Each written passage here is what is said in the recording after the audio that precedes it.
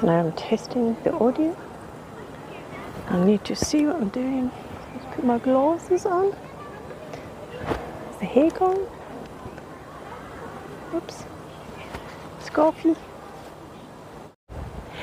Hello, yellow. Hello. I'm not actually in Durban.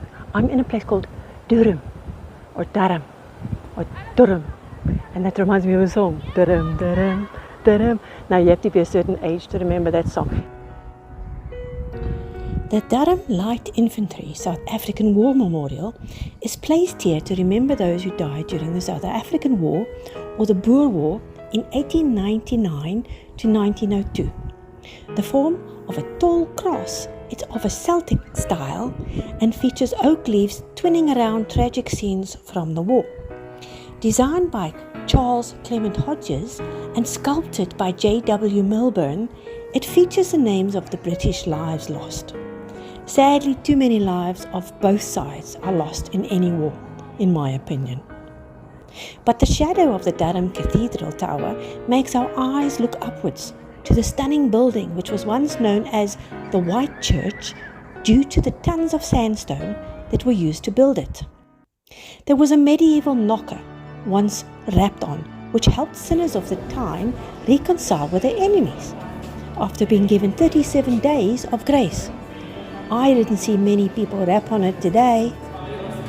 The small Galilee is where we guided through the first of this World Heritage Site, and a church service was being played over the speakers. The pillars and arches are of a Romanesque style, which makes me aware of how old this building is. It was built in 1093 as a monastery and a cathedral to house the shrine of St. Cuthbert.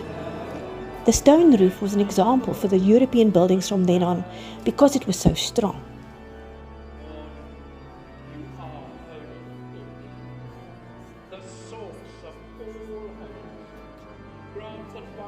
The stained glass windows are beautiful, with some of the glasswork from around 1850 to as late as 2019.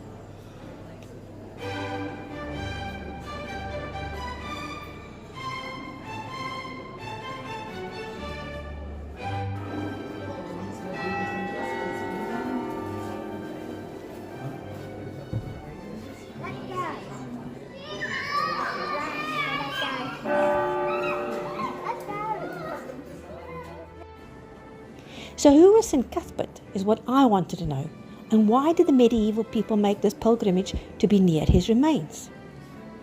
He was born Cuthbert of Lindisfarne in Scotland, although it wasn't Scotland then. He was a young lad when he saw the vision described as the vision of the soul of St. Aidan being carried to the heavens by angels. St. Aidan died that very evening, and Cuthbert decided then to become a monk. Medieval Britain was mainly Celtic in religion at the time, but Christianity was being brought in from Europe, and Cuthbert accepted the new teachings in this very violent kingdom.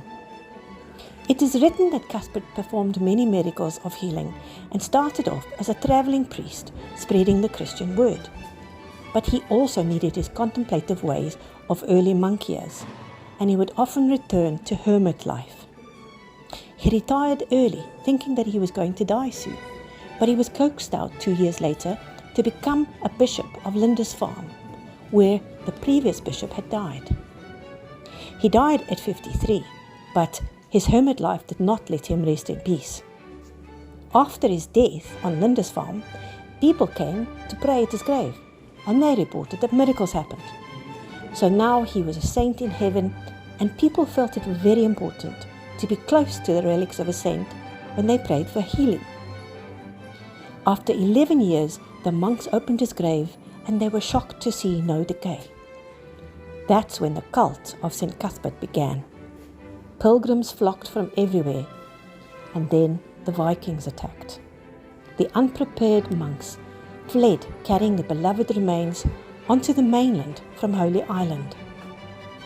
After 5 removals of his remains, he was finally interred or buried here in the shrine of the cathedral. St. Cuthbert, patron saint of northern England, may he now rest in peace.